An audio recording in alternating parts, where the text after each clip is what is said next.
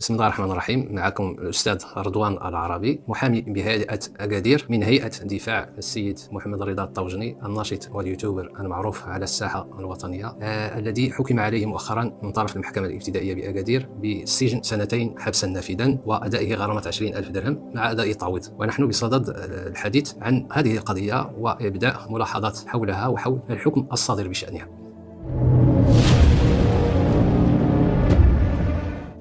ما مدى توفر شروط المحاكمة العادلة في قضية السيد محمد رضا الطوجني؟ حنا كدفاع تطرقنا أمام المحكمة لهذا الأمر واعتبرنا أن المحاكمة العادلة منعدمة، وبنينا هذا على عدة أسس. انطلقنا من أن المحاكمة العادلة كما هي معرفة في القانون الوطني وكذلك المتعارف عليها دوليا في الاتفاقيات الدولية، أن أي شخص ومتهم حين مثوله أمام المحكمة يتمتع بالحق في المثول أمام قضاء مستقل حرا ومتمتعا بجميع ضمانات دفاعه. بالرجوع إلى قضية السيد رضا كنلقاو بأن هذا المقتضى منعدم ولمسوه في ثلاثة النواحي. الناحية الأولى أن السيد الطوجني قدم أمام المحكمة في حالة اعتقال، مع أن جميع الضمانات حضوره بشكل أساسي حسب الأصل حرا يدافع عن نفسه، فكانت الضمانات متاحة، وتعليل سبب اعتقاله من طرف ممثل النيابة العامة بانعدام الضمانات وكذلك بخطور الأفعال المنسوبة إليه نجدها مبررات لا أساس لها من الصحة.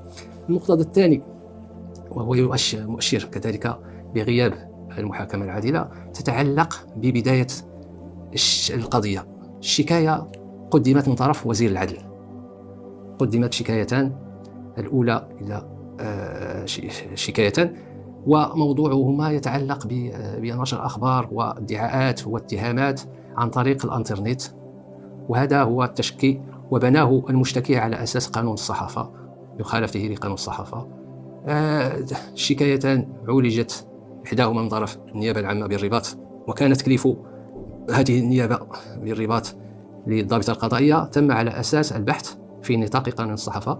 وكذلك بالنسبة للنيابة العامة في أكادير حينما بحثت الشكاية وجهت طلبها للضابطة القضائية أن تبحث هذا الأمر، هذه الأفعال في نطاق قانون الصحافة والنشر.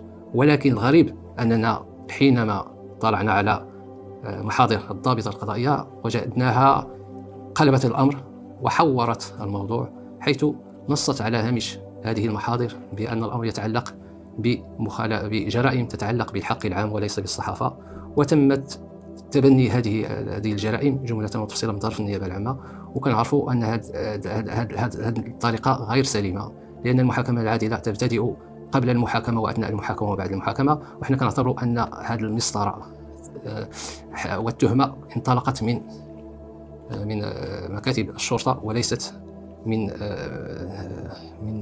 من طرف النيابة العامة كأصل، وهذا يخل بمسار القضية، وكنعتبره اتجاه غير سليم ومؤشر كيوضح بأن المحاكمة ماشي عادلة.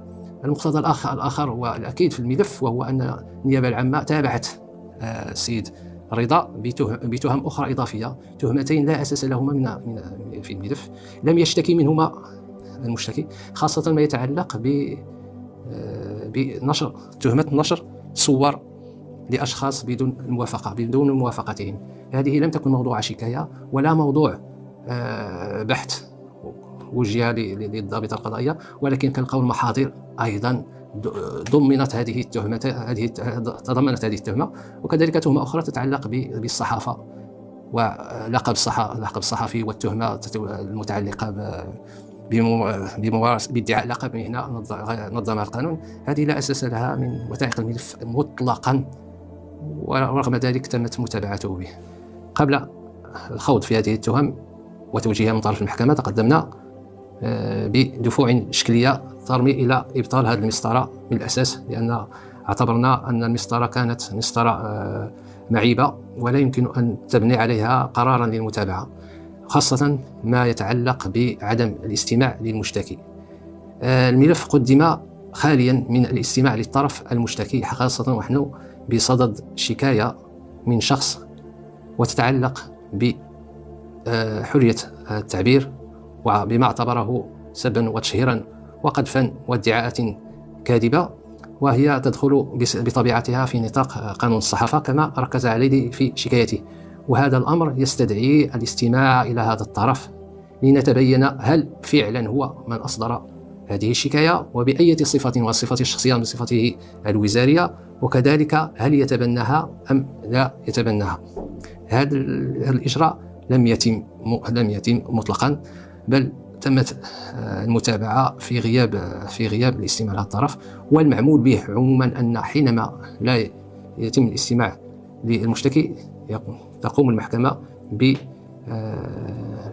ليست المحكمة وإنما تقوم النيابة العامة بحفظ الشكاية إلى حين حضوره. وهذا اعتبار تبنيناه وتقدمنا به كدفع باش تبطل المسطرة وتقديم السيد محمد رضا في حالة صراح. وأكدنا أكثر أن صراحه يفيد القضية ويفيد في إظهار الحقيقة، خاصة أن من ضمن المتابعات ما تعلق بوقائع يزعم بأنها غير حقيقية وأنها غير صحيحة، وأن حريته كانت لتمكنه من التنقل لإحضار جميع الوثائق المتعلقة بهذه الوقائع. تقدمنا أمام المحكمة بعدة دفوع شكلية ترمي إلى إبطال المسطرة ككل، المسطرة التي أجريت في الملف والمتابعة التي انبنت عليها. واعتبرنا أن المسطرة جاءت وتمت بشكل مستعجل، وتم توجيه التهم من غير إلى الاستماع إلى المشتكي وهو طرف رئيسي في هذا الملف.